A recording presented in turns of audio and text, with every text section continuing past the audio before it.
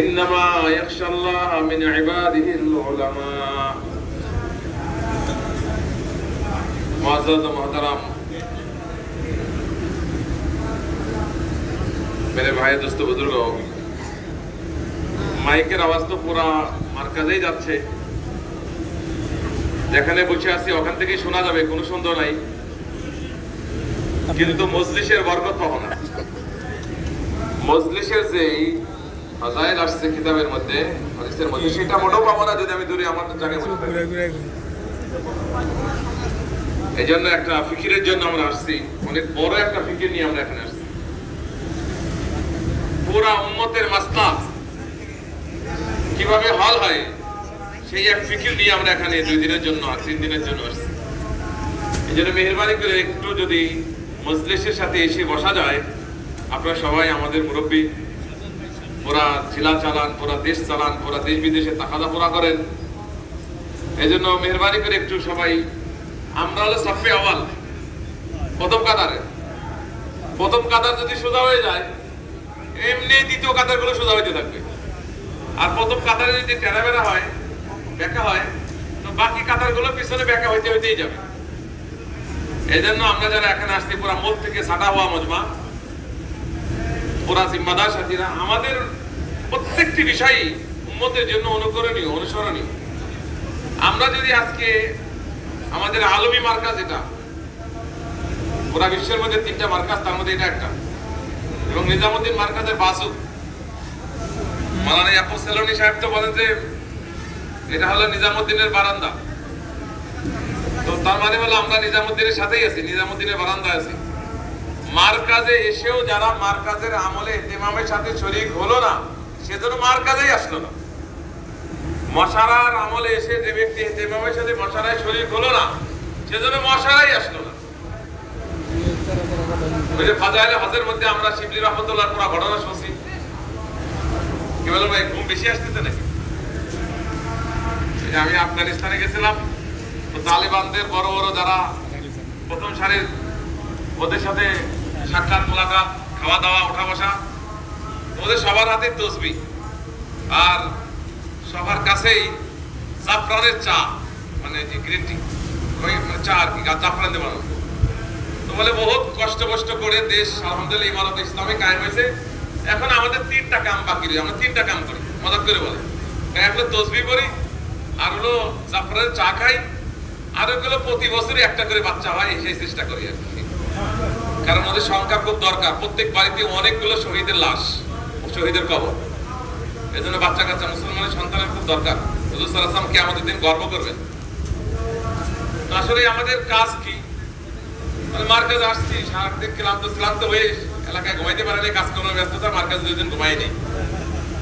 এই জন্য অনেকে বসে ঘুমাচ্ছি আমরা। এটা মেহরবানি করে চোখ হয়ে যায়। আল্লাহ পাক আমাদেরকে বোঝার তৌফিক দান করেন, এই মশারার মাকসাদ যেটা আছে এটা অর্জন করার তৌফিক দান করেন। দোস্ত, আমাদের অনেক ফিকির করতে হবে। এই মুহূর্তের মধ্যে 800 কোটি মানুষ আছে, সবার ব্যাপারে চিন্তা করতে হবে।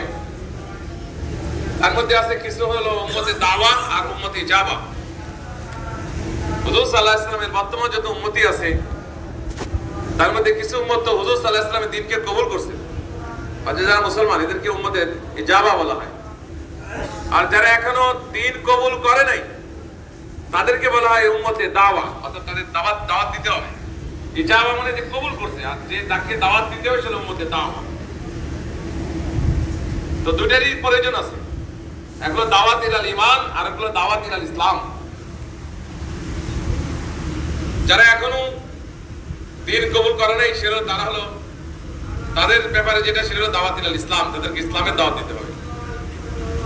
আমরা যদি হিসাব করে দেখি, সাহাবায়ে কেরাম রাদিয়াল্লাহু আজমাইনদের নসল ও ফারজানদেরকে যদি একটু মুতালা করা যায়, কিতাব সিরাত যদি একটু মুতালা করা যায়, একটু পড়া যায়, গবেষণা করা যায়, তাহলে দেখা যাবে সাহাবায়ে কেরামের আওলাদদের মধ্যে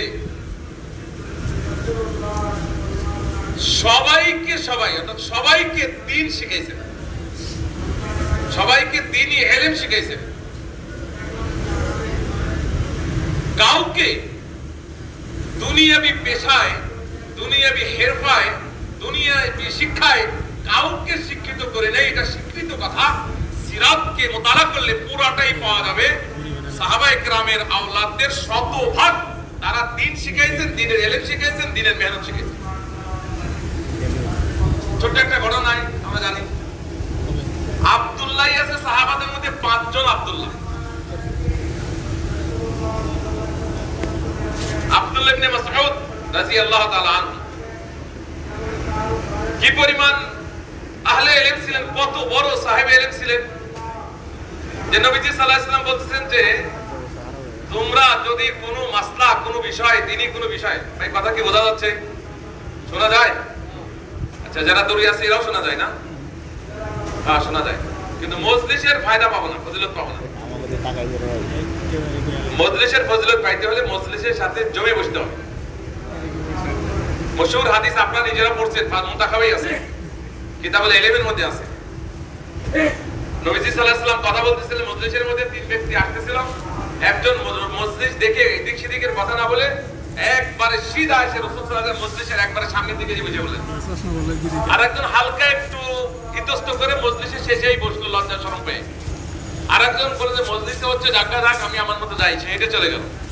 এই 3 জনের অবস্থা নবীজি বললেন, যে ব্যক্তি দৌড়ে এসে মজলিসে বসে গেল, আল্লাহ পাকের রহমতও তার সাথে মিলে গেল। আর যে ব্যক্তি শর্মায় শর্মায় পিছনে বসলো, আল্লাহ পাকও তারে দিলেন, একটু শর্মায় শর্মায় পিছনে দিয়ে দিলেন। আর যে ওই দিকতে চলে গেল বেপরোয়া হয়ে, আল্লাহ পাকের রহমতে বেপরোয়া, আল্লাহ তার ঠিকানা, আল্লাহ মহতাজ না, বাস সে রহমত থেকে বঞ্চিত হয়ে গেল। এজন্য ভাই মহতাজ হয়ে আমরা ইনশাআল্লাহ মশারায় বসি, আমলগুলোতে শরীক হওয়ার চেষ্টা করি।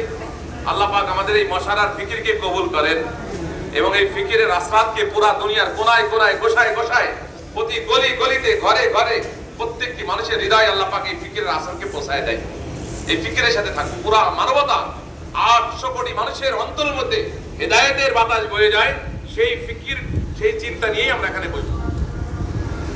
হুজুর সাল্লাল্লাহু আলাইহি ওয়াসাল্লাম আব্দুল্লাহ ইবনে মাসউদের ব্যাপারে বলেন যে কোনো মাসলা, কোনো বিষয় তোমরা আব্দুল্লাহ ইবনে মাসউদ থেকে শিখে নাও, শুনে নাও, তারপরে আমার কাছে, অর্থাৎ আমার নবীর কাছে জিজ্ঞাসা করার আর কোনো প্রয়োজন নেই। তাহলে কি পরিমাণ ইলম নবীজি সাল্লাল্লাহু আলাইহি ওয়াসাল্লাম থেকে শিখছেন, যে সেই সাহাবীর ব্যাপারে হুজুর সাল্লাল্লাহু আলাইহি ওয়াসাল্লাম একবারে ইতমিনান করে দিচ্ছে যে এই সাহাবী আব্দুল্লাহ ইবনে মাসউদ থেকে কোনো মাসলা শিখে নিলে, কোনো বিষয় শিখে নিলে, দ্বীনের কোনো বিধি বিধান, হুকুম আহকাম শিখে নিলে আমার কাছ থেকে আর শিখার দরকার নেই, যথেষ্ট। অর্থাৎ নবীজি সাল্লাল্লাহু আলাইহি ওয়াসাল্লাম এর ইলম পুরাটাই আব্দুল্লাহ ইবনে মাসউদ রাদিয়াল্লাহু তাআলা আনহুর মধ্যে মুনতাকিল। প্রয়োজনীয় যে ইলম আছে। আরেক আব্দুল্লাহ ইবনে উমর রাদিয়াল্লাহু তাআলা আনহু, আব্দুল্লাহ ইবনে উমর রাদিয়াল্লাহু তাআলা আনহুর ব্যাপারে হাদিসের মধ্যে, বুখারী শরীফের মধ্যে কয়েকটা জায়গায় আসছে ব্যাপার, যে হুজুর সাল্লাল্লাহু আলাইহি ওয়াসাল্লাম সাহাবীদেরকে মাঝে মাঝে পরীক্ষা নিতেন। একদিন সাহাবাদেরকে পরীক্ষা নিচ্ছে, বলো তো, ইমাম বুখারী এটা আবার অধ্যায় আছে বড় সুন্দর করে, যে ছাত্রদের মাঝে মাঝে পরীক্ষা নেওয়া লাগে। অধ্যায় এটা, বুখারী শরীফের একটা অধ্যায়, বাবই একটা, যে ছাত্রদের পরীক্ষা নেওয়া। এই বাবের অধীনে যে হাদিসটা আনতে, সেটা হলো নবীজি সাল্লাল্লাহু আলাইহি ওয়াসাল্লাম সাহাবাদেরকে নিয়ে বসে আছেন আর পরীক্ষা নিচ্ছে, বলো তো কোন গাছ এরকম আছে যেই গাছের পাতা পড়ে ঝরে যায় না, আর যেই গাছের ফল সারা বছর পাওয়া যায়। আরো কিছু আলামত বললেন। তো বড় বড় সাহাবারা চুপচাপ, কোন ফল, কোন গাছ বলবো আর কোন ফল হবে, আর ভুল হয় না শুদ্ধ হয়। তো সাহাবারা এরকম বললেন না। আব্দুল্লাহ ইবনে উমর রাদিয়াল্লাহু তাআলা আনহু খুবই ছোট বয়সে ছিলেন, ওই পাশে বসা ছিলেন, মনের মধ্যে ছোট মানুষ তো, এসে গেছে কোন গাছ। তাই বললাম না, বড় বড় সাহাবীরা বসে রয়েছে, বললে আবার কেমন যেন হয়ে যায়, বেখাপ্পা লাগে, বেমানান, এজন্য বললাম না। তো বাসায় গিয়ে আব্বারে বলে, উমর রাদিয়াল্লাহু তাআলা আনহু, উমর ইবনে খাত্তাব আমিরুল মুমিনিন, কয় আব্বু, হুজুর সাল্লাল্লাহু আলাইহি ওয়াসাল্লাম আজকে একটা প্রশ্ন ধরছিল, তো কেউই বলে নাই, আমি কিন্তু জানতাম ওইটার উত্তরটা কি। হুজুর এই প্রশ্ন করছিল, কোন গাছ আছে যার পাতা ঝরে না, পড়ে না, তার ফল এরকম 12 মাস পাওয়া যায়, যার দৃষ্টান্ত কোরআনের মধ্যে আল্লাহ পাক বয়ান করছেন। তো কেউই বলে নাই, কিন্তু আমি পারি, কিন্তু বলি নাই, কেমন যেন বড় সাহাবীদের সামনে বলি নাই।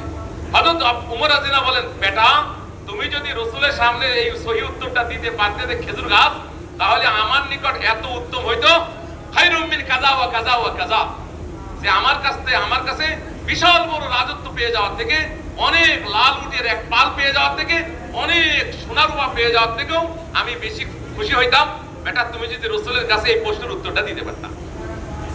বোঝা গেল যে সন্তান যদি নেককার হয়, সন্তান যদি দিনদার হয়, সন্তান যদি আহলে ইলম হয়, তো বাবার কাছে এর থেকে বড় খুশির কথা কিছু হইতে পারে। বাবার কাছে এর থেকে বড় খুশির কোনো বিষয় হইতে পারে না যদি তার ছেলে আলেমে দ্বীন হয়, হাফেজে কোরআন হয়, দ্বীনের দায়ী হয়, মুফতি সাহেব হয়, মুহাদ্দিস সাহেব হয়। আবার মুফতি সাহেব মুহাদ্দিস সাহেব দাওয়াতের মেহনতে সালকে সাল লাগায়, দেশে সফর করে বিদেশ সফর করে। এইরকম একটা সন্তান পেয়ে যাওয়া ওই বাবার জন্য দুনিয়ার সবথেকে বড় নিয়ামত পেয়ে যাওয়া। দুনিয়ার সব নিয়ামত পেয়ে যাওয়ার থেকে আর দুনিয়া মা ফিহা, সাতভাগ আসমান আর সাতভাগ জমিন, এই সবকিছু পেয়ে যাওয়ার থেকে উত্তম হবে একটা বাবার জন্য যদি একটা নেককার সন্তান হয়ে যায়, আর ছেলেদের যদি নেককারের সাথে আলেম হয় আর তিনি দায়ী হয়। এই জন্য হুজুর সাল্লাল্লাহু আলাইহি ওয়াসাল্লামের সাহাবারা তাদের কোন সন্তানকেই, ইতিহাস পড়লে পাওয়া যায় এবং সিরাত খুঁজলে পাওয়া যায়, তাদের কোন সন্তানদেরকেই দুনিয়াবি কোনো পেশা তারা শেখান নাই, বলকে আওলাদ সাহাবা, সমস্ত সাহাবাদের সন্তানদেরকে তারা দ্বীন আর দ্বীনের মেহনত শিখিয়েছেন, দ্বীন আর দ্বীনের ইলম শিখিয়েছেন। এজন্য একজন বাবার জন্য, একজন মার জন্য এর থেকে বড় আর নিয়ামত কিছুই নাই যে তার কলিজার টুকরাটাকে সেরকম ভাবে ইলম শিখাইলো। ইলম, হ্যাঁ, এখন ইলম শিখানোর তরিকা আছে। সাহাবাদের দাওয়ারে কি তরিকা ইলম শিখতো, সেই তরিকার পদ্ধতি ওইটা যদি আপনায় নিয়ে যায় তাহলে তো কোনো কথাই নাই।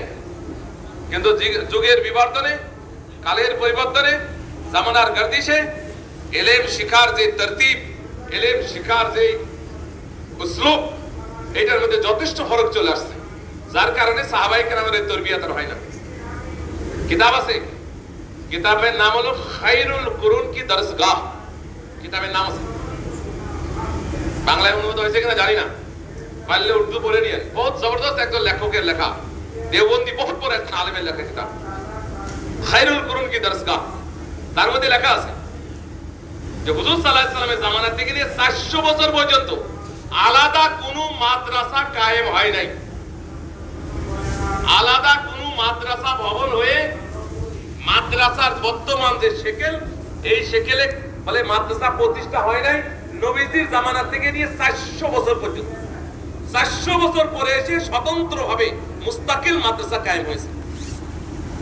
এই জন্য হযরত বারবার বলতেছেন যে এরকম ভাবে উম্মতের সব তবকার কাছে যদি ইলম পৌঁছাইতে হয় তাহলে তার একমাত্র মাধ্যম সে হলো মসজিদ।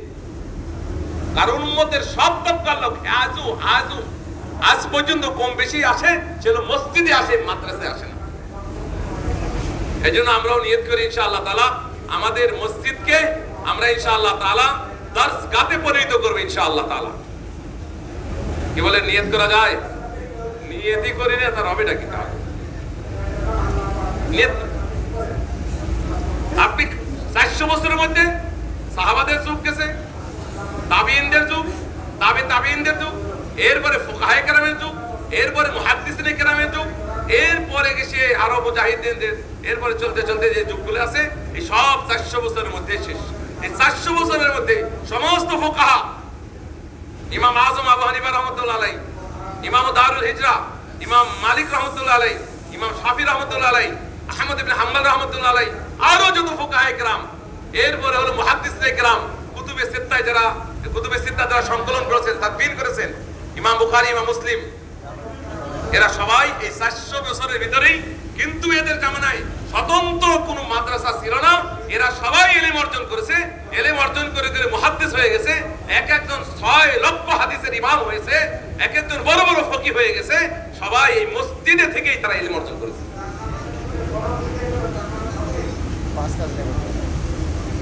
হুজুর সাল্লাল্লাহু আলাইহি ওয়াসাল্লামের জামানায় হযরত আব্দুল্লাহ ইবনে আব্বাস রাদিয়াল্লাহু তাআলা যিনি রাইসুল মুফাসসিরিন, বলে সেই মসজিদের মধ্যেই সবথেকে বড় তাফসীর কারক পয়দা হয়েছে।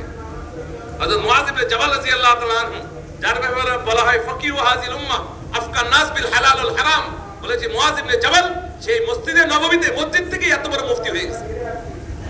সাইয়্যিদুল কুররা উবাই ইবনে কাব রাদিয়াল্লাহু তাআলা আনহু এত বড় কারি। নবীজি সাল্লাল্লাহু আলাইহি সাল্লাম বলেন, যদি তোমরা কোরআন ওইভাবে শুনতে চাও যেইভাবে আল্লাহ আসমান থেকে নাজিল করেছে, তাহলে তোমরা উবাই ইবনে কাব থেকে কোরআন শুনে নাও, কারণ সে যে কোরআন পড়তে পারে সে ওইভাবেই শিখেছে যে এইভাবে আসমান থেকে আল্লাহ নাযিল করতেছে। এইরকম কারি হুজুর বলতেছেন একদিন, উবাই তুমি আমাকে একটু কোরআন পড়ে শোনাও, উবাই একটু কোরআন পড়ে শোনাও। তো উবাই ইবনে কাব রাদিয়াল্লাহু তাআলা বলেন, ইয়া রাসূলুল্লাহ, আপনার উপরে কোরআন নাযিল হলো আর আমি আপনাকে কি শোনাবো? বলে না, তুমি শোনাও, আমি পছন্দ করি অন্যের থেকে কোরআন শুনতে। ইন্নী উহিব্বু আন আসমা মিন গায়রি, আমি অন্যের থেকে কোরআন শুনতে পছন্দ করি। হযরত উবাই ইবনে কাব রাদিয়াল্লাহু তাআলা, ইয়া রাসূলুল্লাহ, আমি আপনাকে শোনাবো। একটু ইতস্ত করতেছিলেন। এবার হুজুর বলেন, তুমি শোনাও, আল্লাহ আমাকে হুকুম করেছেন আমি যেন তোমার কাছ থেকে কোরআন শুনি। তখন উবাই ইবনে কাব রাদিয়াল্লাহু তাআলা সুযোগ পেয়ে বলতেছেন, ইয়া রাসূলুল্লাহ, আল্লাহ কি আমার নাম নিয়ে বলছে? মানে আল্লাহ আমার নাম বলছে? বলে হ্যাঁ, আল্লাহ তোমার নাম নিয়ে বলছে যে আমি তোমার থেকে কোরআন শুনি। কি বলেন, আমাদের বাচ্চাদেরকে এরকম কোরআন পড়নেওয়ালা বানানোর দরকার আছে কি আছে না? আমাদের সন্তানদেরকে উবাই ইবনে কাবের মতো কারি, মুআজ ইবনে জাবালের মতো মুফতি, আব্দুল্লাহ ইবনে আব্বাসের মতো মুফাসসির, আব্দুল্লাহ ইবনে মাসউদের মতো এরকম ভাবে বড় আলেম, যায়েদ ইবনে সাবিত রাদিয়াল্লাহু মতো আলেম, আলী রাদিয়াল্লাহু তাআলার মতো আলেম, বলে এই যে এইরকম আলেম আমাদের সন্তানরা হয়, তার সাথে সাথে যদি তারবিয়ত হয়, তালিমের সাথে তারবিয়ত, তারবিয়তের সাথে দাওয়াতের ফিকির, উম্মতের ফিকির একই সময় করে উঠতে হবে। এই কথা বলা বা বোঝা সম্পূর্ণই মেজাজে নবুয়তের খেলাফ। যে আগে ইলম শিখে নিক, আগে দাওরা পাস করে নিক, আগে মাওলানা সাহেব হয়ে নিক, এরপরে তাবলিগে যাবে, বলে এই কথা সম্পূর্ণ মেজাজে নবুয়তের খেলাফ কথা। এই কথা সম্পূর্ণই নবী সাল্লাল্লাহু আলাইহি সাল্লাম যেই মেহনত নিয়ে আসছে ওই মেহনতের খেলাফ কথা, যে আগে ইলমের পর ইলম শিখে নিক, এরপরে সে দাওয়াত শিখবে, এরপরে তার তারবিয়ত হবে, বলে এই কথা সম্পূর্ণই ভুল কথা। সত্য কথা তো এটাই, নবী সাল্লাল্লাহু আলাইহি সাল্লামের উপরে মাত্র 5টা আয়াত নাযিল হয়েছে, ইকরা বিসমি রাব্বিকাল্লাযী খালাক, খালাকাল ইনসানা মিন আলাক। বলে যে এই 5টা আয়াত নাযিল হয়েছে, সাথে সাথেই আবার আরেক আয়াত নাযিল হয়েছে, ইয়া আইয়ুহাল মুদ্দাসসির কুম ফানজির রাব্বাকা ফাকাব্বির ওয়া সিয়াবাকা ফাতাহ। এদিকে আয়াত মাত্র 5টা। এই 5 আয়াতের মালিক নবীজি সাল্লাল্লাহু আলাইহি সাল্লাম। এই 5টা আয়াতই পুঁজি, এই 5টা আয়াতই মাত্র প্রথম দিন নাযিল হলো। এই 5 আয়াত নিয়েই হুজুরকে বলা আছে, ইয়া আইয়ুহাল মুদ্দাসসির কুম ফানজির রাব্বাকা ফাকাব্বির, ওঠো, খাড়া হও, কম্বল ছাড়ো, আর এই তোমার কাছে যে আয়াতগুলো আসছে বাস তোমার রবের বরত্ব বয়ান করা শুরু করে দাও। তো 5 আয়াতের মালিক হয়ে 5 আয়াত মাত্র নাযিল হলো, আর সাথে সাথে তাকে তাবলীগের হুকুম দেওয়া হচ্ছে। আর নবীজি উম্মত কি বলতেছেন, বাল্লিগু আন্নী ওয়ালাউ আয়া, তোমার কাছে একটা আয়াত, একটা জুমলা, দিনের একটা কথা, তাও যদি পৌঁছে থাকে ওইটা তুমি আরেকজনের কাছে পৌঁছাও। এইজন্য এটা বলার সুযোগ নাই কোনোভাবেই যে দাওরা হাদিস পাস করে নেই, তারপরে গিয়ে সাল্লা গাবো, তারপরে তাবলীগ করবো, তারপরে তারবিয়ত হবে না। সাথে সাথে তারবিয়ত করা, সাথে সাথে তারবিয়ত করা। এইজন্য একটা অধ্যায় আছে বুখারী শরীফের মধ্যে, সাহাবায়ে কেরাম বলেন ইয়াতাখাওয়ালানা বিল মাউইযা, হুজুর সাল্লাল্লাহু আলাইহি ওয়াসাল্লাম কড়া দৃষ্টিতে আমাদেরকে তারবিয়ত করতেন, আমাদের খেয়াল রাখতেন, আমাদের নেগামানি করতেন, আমাদের নিগরানি করতেন। অর্থাৎ সাহাবারা একটু ইলম শিখছে, একটু দিন শিখছে, সাথে সাথে হুজুর সাল্লাল্লাহু আলাইহি ওয়াসাল্লাম তাদেরকে তারবিয়ত করতেন, সাথে সাথে তারবিয়ত। আজকে আমাদের বাচ্চাদের তালিম হচ্ছে কিন্তু তারবিয়ত হচ্ছে না। তারবিয়ত ব্যতীত যে তালিম, এই তালিমটা ফিতনার দরজা খোলে। তারবিয়ত ছাড়া যে ইলম আসে, এই ইলমের দ্বারাই মেরে ভাই দোস্ত বুজুর্গ তাআল্লুক মা আল্লাহ পয়দা হয় না, আল্লাহর সাথে সম্পর্ক আসে না। তারবিয়ত ছাড়া যে ইলম অর্জন করে, যেটা নুকুশ কিতাবের নকশার মধ্যে লেখা আছে, যেটাকে বলা হয় মালুমাত, যেটা কিতাবের মধ্যে যে মালুমাতগুলো পাওয়া যায়, কিতাবের সদর এরকম ভাবে সদরের মধ্যে যেটা লেখা আছে লাইনে লাইনে, বলে এটা তো একটা মালুমাত। এই কিতাবের সদরের মধ্যে আসা মালুমাতগুলো, মামুলাতের মধ্যে আসা, কিতাবের নুকুশগুলো নুফুসের মধ্যে আসা, বলে এইটাই হলো ইলমের আসল তাকাদা। এজন্য ইমাম গাজালি রাহমাতুল্লাহি আলাইহি বলছেন যে তোমার ইলম বাড়ছে কিন্তু হেদায়েত বাড়তেছে না, আমল বাড়তেছে না।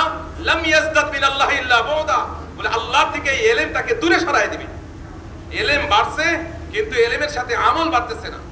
ইলম বাড়তেছে দিন বা দিন, ক্লাসকে ক্লাস করে ইলম বাড়ায় দিচ্ছে, এই জামাত থেকে এই জামাত, এই জামাত থেকে এই জামাত, কিন্তু এলেমের সাথে আমল হচ্ছে না, এলেমের সাথে তারবিয়ত আসছে না, এলেমের সাথে তার বুঝ আসছে না, এলেমের সাথে তাকওয়া পয়দা হচ্ছে না, এলেমের সাথে তাআল্লুক মাল্লা পয়দা হচ্ছে না, এলেমের সাথে ফিকরে আখিরাত পয়দা হচ্ছে না, এলেমের সাথে খৌফে খোদা পয়দা হচ্ছে না, তো ওই এলেম আল্লাহ থেকে আরো দূরত্ব পয়দা করবে, আল্লাহ থেকে দূরে নিয়ে যাবে।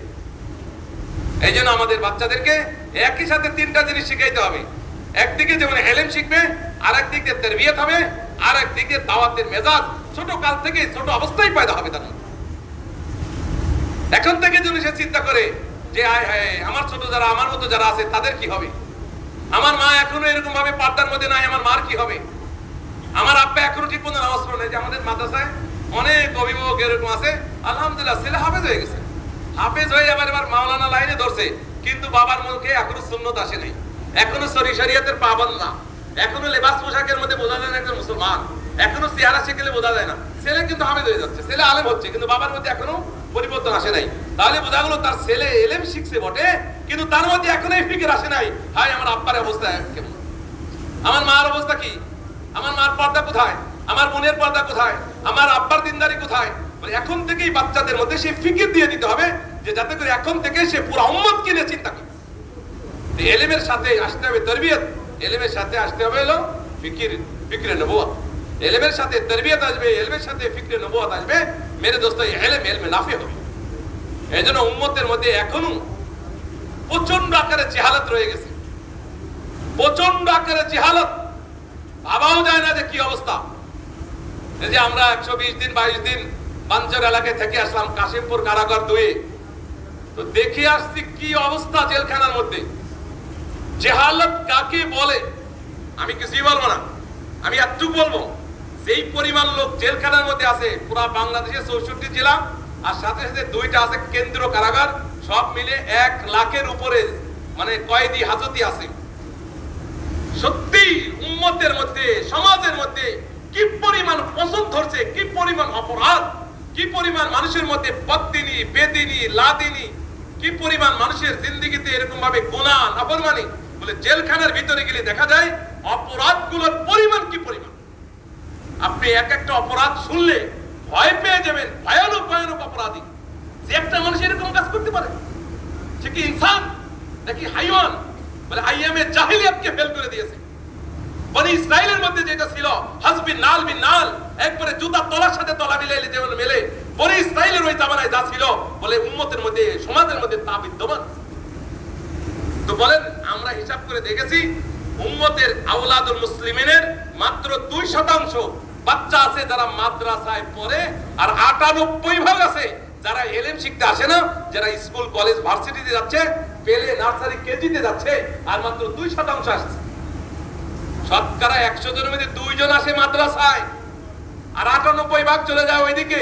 ওইদিকে যে যাচ্ছে, কোথায় যাচ্ছে, কি পড়তেছে, কার কাছে পড়তেছে, আর পরে কি হচ্ছে, বলে সব আমাদের সামনে আছে।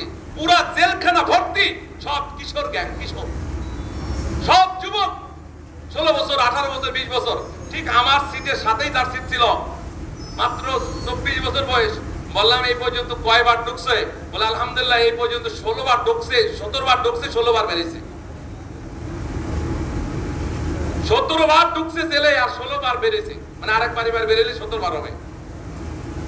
এইরকম সব যুবক তাবকা, বলে পড়ালেখা করতেছে, মা বাপ বিভিন্ন নেশার মধ্যে পড়ে গেছে, মোবাইলের নেশা, এই নেশা, সেই নেশা, তারপরে আরো তো কত কিসিমের নেশা, যে নেশার সে এরকম সেবন করে, কত ধরনের নেশা আছে। এটা আমরা যারা আছি এই মহলে, দাড়িওয়ালা, টুপিওয়ালা, তবলিগওয়ালা, আমরা ভাবতেও পারি না এই সমাজ কোথায় পৌঁছে গেছে, সমাজে কি পরিমাণ পছন্দ করছে, সমাজের যুবক তবকা কোথায় গেছে, কি হচ্ছে সমাজের মধ্যে ধারণাও করা যায় না। বদদিনী বেদিনী এমন চরম পর্যায়ে পৌঁছে গেছে, আইয়ামে জাহিলিয়াত ফেল হয়ে গেছে এদের জন্য। বনি ইসরাইলের মধ্যে যে গুনাহগুলো ছিল সেগুলো ফেল হয়ে গেছে। এই জন্য মেরে ভাই দোস্ত বুজুর্গ, মাত্র 2% বাচ্চা আছে মাদ্রাসায়, আর 98% ওইদিকে চলে যাচ্ছে। কি শিখতেছে, কার কাছে শিখতেছে, আর শিখে কি হচ্ছে, আমরা কোথায় তাদের দিচ্ছি, আর তারা কি শিখছে, আর শিখে কি হচ্ছে, বলে এটা বিশাল বড় চিন্তার বিষয়। যে উম্মতের আওলাদুল মুসলিমিন, মুসলমানের সন্তানরা কিভাবে পচে যাচ্ছে, কিভাবে নষ্ট হয়ে যাচ্ছে। সন্ত্রাসী, চাঁদাবাজি, দাঙ্গা হাঙ্গা, মারামারি, ছিনতাই, রাহাজানি, বিভিন্ন ধরনের মাদক সেবন, মাদক ক্যারিয়ার করতেছে, মাদক সেবন করতেছে, মাদক ব্যবসা করতেছে, মাদক সম্রাট ভরপুর জেলখানার মধ্যে। এই জন্য ভাই পুরা পছন্দ ওইদিকে, 98 ভাগ ওইদিকে, 2 ভাগ আসে মাত্র আমাদের মাদ্রাসাগুলোতে বা আমাদের সন্তানদেরকে শতকরা 2 জনকে দেই।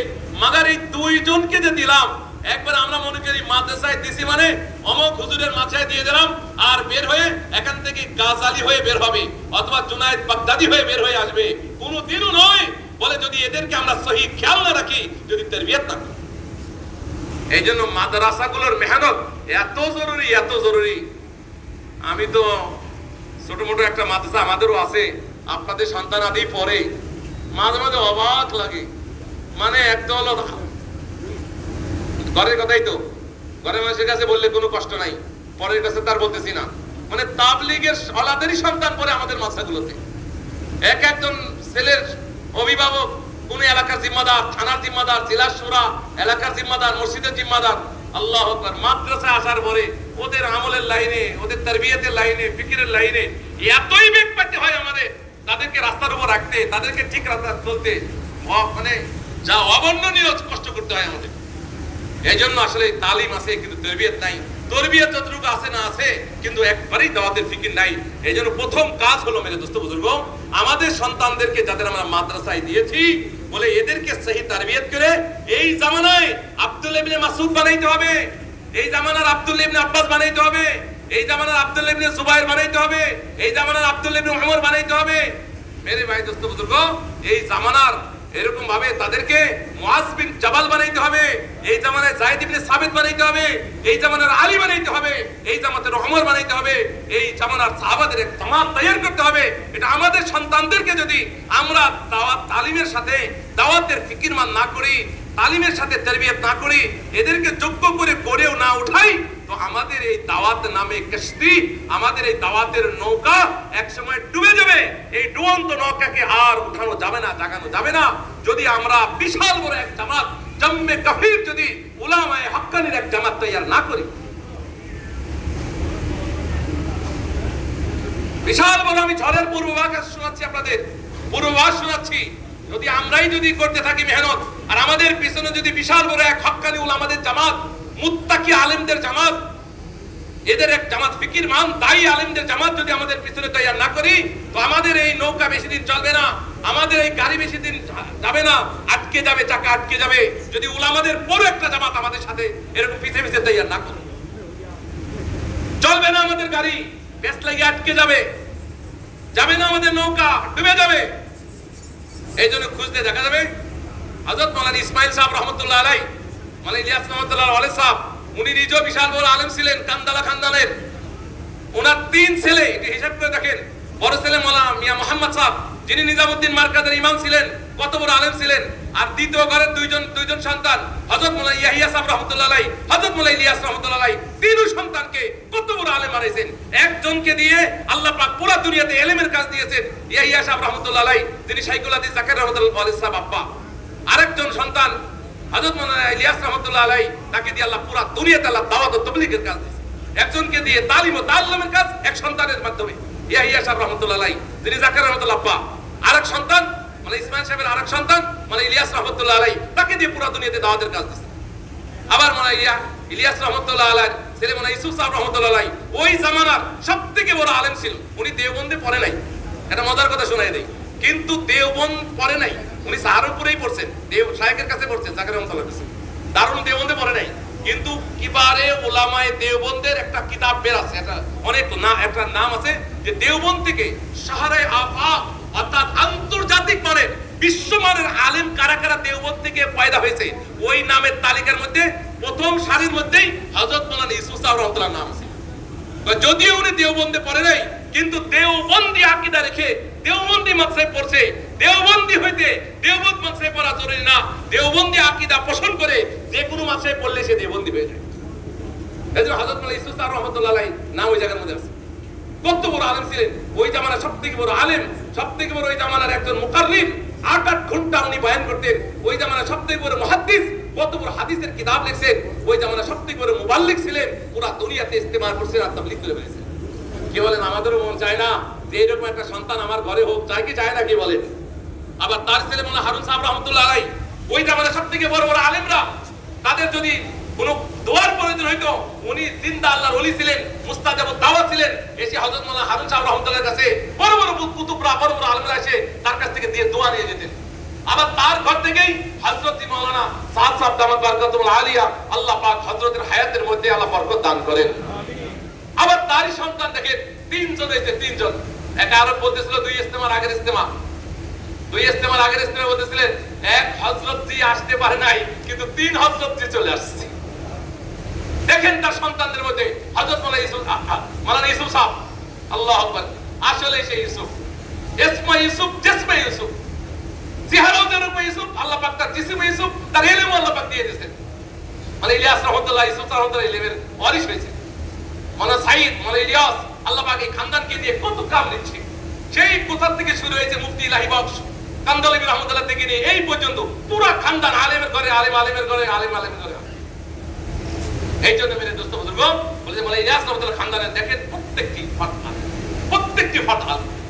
এই জন্য আমাদের মধ্যে দেখো, আমাদের এক জামাত তৈরি করতে হবে, ছোট বড় জামাত না, বিশাল বড় জামাত আমাদের পিছনে তৈরি করতে হবে, যারা একসাথে আহলে ইলম হবে, ঠুস ইলম অর্জন করবে, যোগ্য আলেম হবে।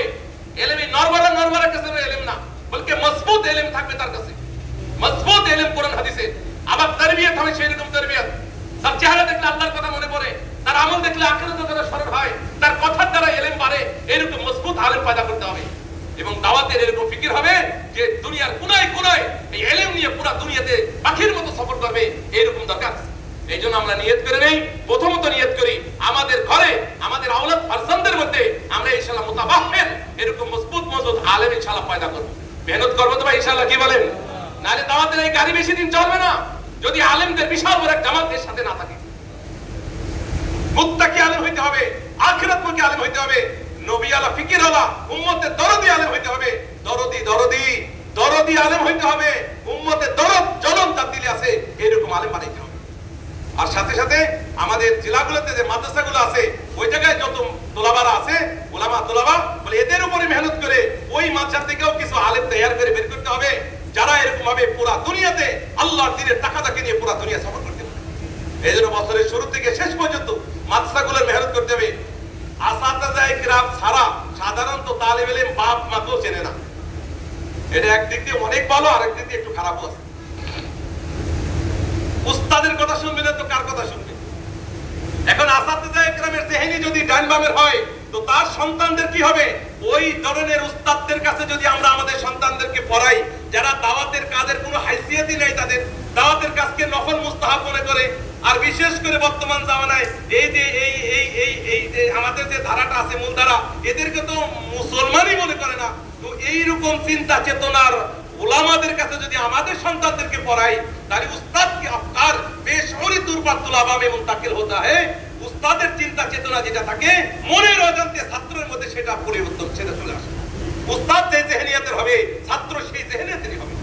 আমার কাছে এখন সময় নাই, 3-4 মিনিট বেশি হয়ে গেছে, না হলে বলতাম যে শাইখুল হিন্দ রহমতুল্লাহ আলাইহি উনি কোন চিন্তা ছিল, উনার শাগরেদরা হযরত কাশ্মীরি রহমতুল্লাহ আলাইহি, মাদানী রহমতুল্লাহ আলাইহি, হযরত ইলিয়াস কান্দলাবি রহমতুল্লাহ আলাইহি, মুফতি কিফায়াতুল্লাহ দেহলভী রহমতুল্লাহ আলাইহি এবং আনোয়ার এরকম ভাবে আশরাফ আলী থানভী রহমতুল্লাহ আলাইহি, ওনারা কোন চিন্তায় চিন্তিত ছিলেন, কোন ফিকিরে ফিকিরমান ছিলেন, উস্তাদের মধ্যে যেটা ছিল ছাত্রদের মধ্যে সেটা মুনতাকিল হয়ে গেছে। এইজন্য সুফিয়ান সাওরি রাহমাতুল্লাহ বলেন, ইন্না হাযাল ইলমা দীনুন ফানজুরান আম্মান তাখুযুনা দীনাকুম, নিশ্চয়ই ইলম হলো দ্বীন। এটা চিন্তা করে দেখো এই দ্বীন তুমি কার থেকে শিখতেছো। এইজন্য ইলম শিখতে হবে মুত্তাকি আলেমের কাছ থেকে, ইলম শিখতে হবে দায়ী না মেজাজ যার আছে, ওই দায়ী আলেমের থেকে ইলম শিখলেই তো ওই সন্তানের মধ্যে সেটার আসর পড়বে। এইজন্য একটা হলো আমাদের আওলাদ ফারজানদেরকে ইনশাআল্লাহ তাআলা আমরা এই সাহাবী ইলম বানাবো, মুত্তাকি আলেম বানাবো, আখিরাতমুখী আলেম বানাবো এবং তাদেরকে দায়ী আলেম বানাবো। ছোটকাল থেকেই শিখতে শিখতে ইলমের সাথে এগুলো শিখবে, এমন না যে ফারিগ হয়ে তারপরে শিখবে। 2 নম্বর হলো আমার জেলায়, আমার হালকায়, আমার এলাকায় যে মাদ্রাসাগুলো আছে, এই মাদ্রাসাগুলোর আমরা ভরপুর তাউন করব। হযরত জি একটা কথা বারবার বলে যে তাদের মাদ্রাসা গায়রিয়াত, বলে এই শব্দ বিলকুল বলা যাবে না। সব हमारा है, हम सबका है और सब हमारे, সব আমার, আমি সবার, সব আমার। এই চিন্তা নিয়ে দিলকে প্রশস্ত হৃদয়ের সাথে মেহনত করতে হবে। আমার হৃদয় থাকবে অনেক প্রশস্ত, অনেক বড় দিল নিয়ে আমরা ইনশাআল্লাহ মেহনত করব। ওই মাদ্রাসাগুলো থেকে যাতে বছরের শুরু থেকে মেহনত করে বছরের শেষে এরা চিল্লায় বের হয়, বছরের শেষে তাকবিলের পরে সালে বের হয়, উলামায়ে কেরামের কাছে মহব্বত নিয়ে যাব, হাদিয়া তোহফা নিয়ে যাব, তাদের সাথে দিল থেকে সম্পর্ক করব। এইভাবে ইনশাআল্লাহ এলাকার মধ্যে মেহনত করব ইনশাআল্লাহ তাআলা। 5 বছর 10 বছরের ভিতরে ভিতরে ইনশাআল্লাহ নিজামউদ্দিনের মাতাহাতে দেখবেন হাজার হাজার উলামায়ে কেরামের পাশে যারা সাল লাগাইতেছে আর দেশ বিদেশ সফর করতেছে। মেহনত করব তো ইনশাআল্লাহ। আজকে না হয় কালকে মারা যাব, আমার তবলিগ যেন আমার সাথে কবরে চলে না যায়, আমার মেহনতের দ্বারা যেন হাজার হাজার উলামায়ে কেরাম, হাজার হাজার উলামা যারা মেহনতে লেগে তারাও যদি দিনকে নিয়ে পুরো দুনিয়াতে চলে যায়, তাহলে আমার এই মরণ আর মরণ হলো না, আমি আসলে মরলাম না, আমি আমরণ হয়ে থাকবো, আমি থাকবো কবরে। আর এই লাখ লাখ আলেম উলামা আর এরকম ভাবে দায়ীদের নেকি আমার কবরে পৌঁছতে থাকবে। যেমন মাওলানা ইলিয়াস রহমাতুল্লাহ কবরে শুয়ে আছেন, কিন্তু আসলে উনি শুয়ে নাই, ওনার কবরে প্রতিদিন কোটি কোটি কোটি কোটি মানুষের মেহনতের নেকি স্রোতের মতো ওনার আমলনামায় গিয়ে জমতেছে। আমরাও দুনিয়া থেকে চলে যাব, কোটি কোটি মানুষের নেকি, ইলম আলেম জিন্দা হওয়ার, হজ জিন্দা হওয়ার, পুরো দিন জিন্দা হওয়ার নেকি আমাদের আমলনামায় এসে জমবে ইনশাআল্লাহ। এইভাবে আমরা ইনশাআল্লাহ মেহনত করতে থাকবো। আল্লাহ পাক আমাদের সবাইকে আলেম ওলামা এদের খেদমত করে আমাদের এক জম্মে কাফির আলেম ওলামাদের তৈরি করার তৌফিক দান করেন। এখন বহুত গুরুত্বপূর্ণ কথা হবে যে কিভাবে আমরা যেই 98% স্কুল কলেজে যাচ্ছে তাদের উপরে কি মেহনত করতে পারি। স্যার যেহেতু ঢাকা ভার্সিটি স্যার, তো সে ওই লাইনে কথা বলবে যে আমাদের ওই লাইনগুলো কেমনে ধরে ওই 98 গুলোরে কেমনে মানুষ বানানো যায়, সেই লাইনে কথা এখন হবে। আমি মোল্লা মানুষ, কেমনে মোল্লা তৈরি করা যায় সেটা নিয়ে একটু আলোচনা করলাম। আল্লাহ পাক আমাকেও তৌফিক দান করুক, আমার ভাইদেরকেও তৌফিক দান করেন।